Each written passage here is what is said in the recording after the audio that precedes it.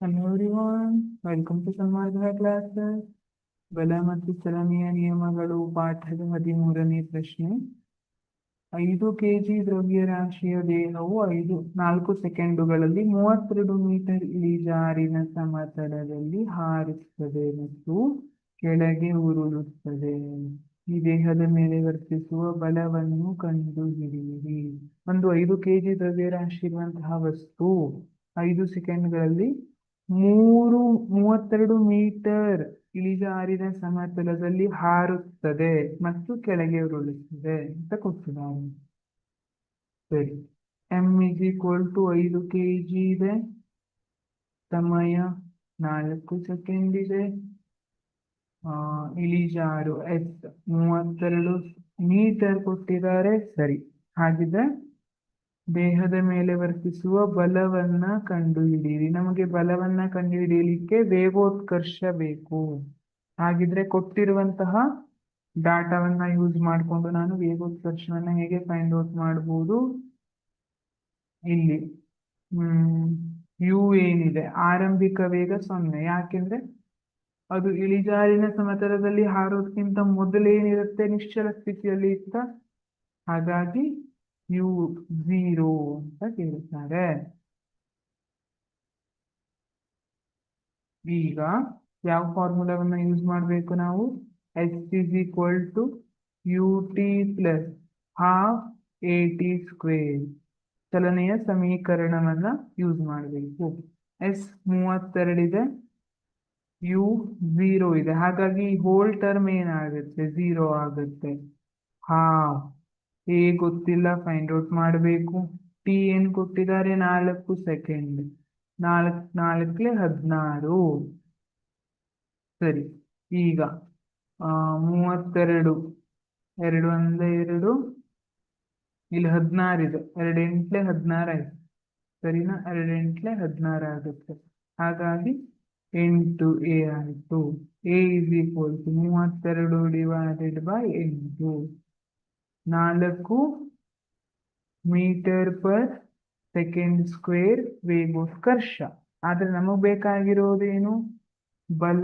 ಆ ದೇಹದ ಮೇಲೆ ವರ್ತಿಸ್ತಾ ಇರುವಂತಹ ಬಲ ಎಷ್ಟು? F = m × a. m value ಎಷ್ಟು? 5 kg ಇಂಟು 4 ಮೀಟರ್/ಸೆಕೆಂಡ್² ವೇಗೋತ್ಕರ್ಷ. 5 4 20 ನ್ಯೂಟನ್ ಬಲ ವರ್ತಿಸ್ತಾ ಇದೆ. Thank you.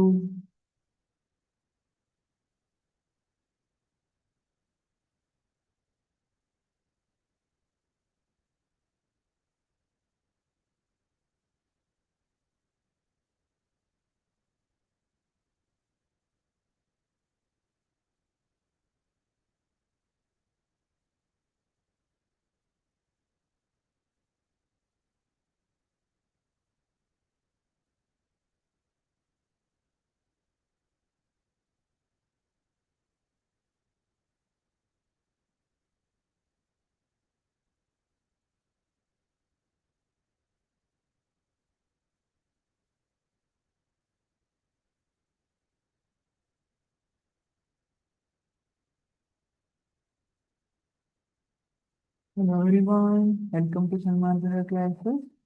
ಬಲ ಮತ್ತು ಚಲನೆಯ ನಿಯಮಗಳು ಪಾಠದ 14ನೇ ಪ್ರಶ್ನೆ. 100 kg ದ್ರವ್ಯರಾಶಿಯನ್ನು ಹೊಂದಿರುವ ವಸ್ತು 6 ಸೆಕೆಂಡ್ಗಳಲ್ಲಿ 5 ಮೀಟರ್/ಸೆಕೆಂಡ್ ನಿಂದ 8 ಮೀಟರ್/ಸೆಕೆಂಡ್ ವೇಗಕ್ಕೆ ಸರಾಗವಾಗಿ ವೇಗಗೊಳ್ಳುತ್ತಿದೆ. ವಸ್ತುವಿನ ಆರಂಭಿಕ ಮತ್ತು ಅಂತಿಮ ಸಂವೇಗವನ್ನು ಲೆಕ್ಕ ಹಾಕಿ.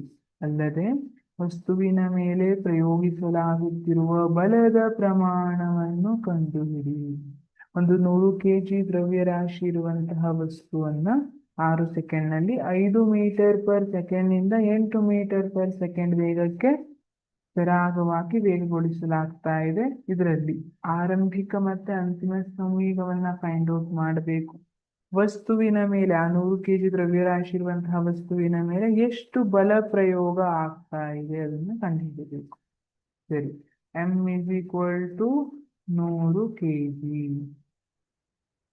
ಸಮಯ 6 ಸೆಕೆಂಡ್.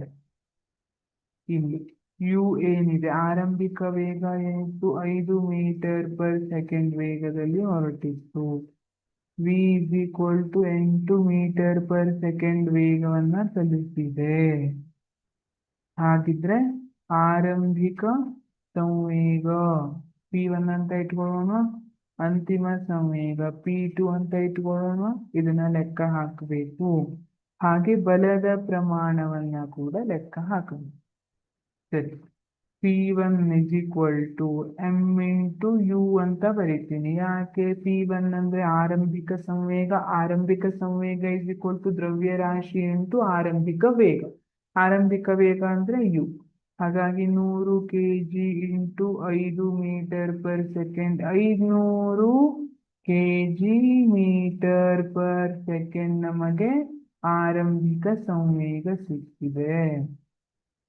ಅಂತಿಮ ಸಂವೇಗ ಎಷ್ಟು? P2 is equal to M into V ಬರಿತೀನಿ. ಯಾಕೆಂದ್ರೆ ಅಂತಿಮ ಸಂವೇಗ ಇಸ್ ಈಕ್ವಲ್ ಟು ದ್ರವ್ಯರಾಶಿ ಇಂಟು ಅಂತಿಮ ವೇಗ ಆಗಿರುತ್ತೆ. ಹಾಗಾಗಿ 100 kg ಇಂಟು ವಿ ವ್ಯಾಲ್ಯೂ ಎಷ್ಟಿದೆ? 800 kg ಮೀಟರ್/ಸೆಕೆಂಡ್. ಇದು ಅಂತಿಮ ಸಂವೇಗ. ಏನ್ ಫೈಂಡ್ ಔಟ್ ಮಾಡ್ಲಿಕ್ಕೆ ಹೇಳ್ತಿದ್ದಾರೆ? ಅದರ ಮೇಲೆ ಎಷ್ಟು ಬಲ ಪ್ರಯೋಗ ಆಗ್ತಾ ಇದೆ ಅನ್ನೋದನ್ನ ಫೈಂಡ್ ಔಟ್ ಮಾಡಬೇಕು. ಹಾಗಾಗಿ F is equal to M into A. ಆದ್ರೆ ನಮಗೆ ವೇಗೋತ್ಕರ್ಷ ಗೊತ್ತಿಲ್ಲ. ನಾನೇನ್ ಬರೀಬಹುದು? M into V minus U divided by T ಅಂತ ಬರೀಬಹುದಲ್ವಾ? ವೇಗೋತ್ಕರ್ಷವನ್ನ V minus U divided by T ಅಂತ ಬರೀಬಹುದು. ಹಾಗಾಗಿ M is equal to 100 kg into V minus U ಏನಿದೆ 8 - 5 divided by 6. 100 into 3 divided by 6. 3 ಅಂದ್ರೆ 3 2 6, 2 5 10 50 50 ನ್ಯೂಟನ್ ಬಲ ಪ್ರಯೋಗವಾಗ್ತಾ ಇದೆ. ಹಾಗಾಗಿ ಆ ವಸ್ತುವಿನ ಮೇಲೆ ಪ್ರಯೋಗವಾಗ್ತಾ ಇರುವಂತಹ ಬಲ 50 ನ್ಯೂಟನ್. Thank you.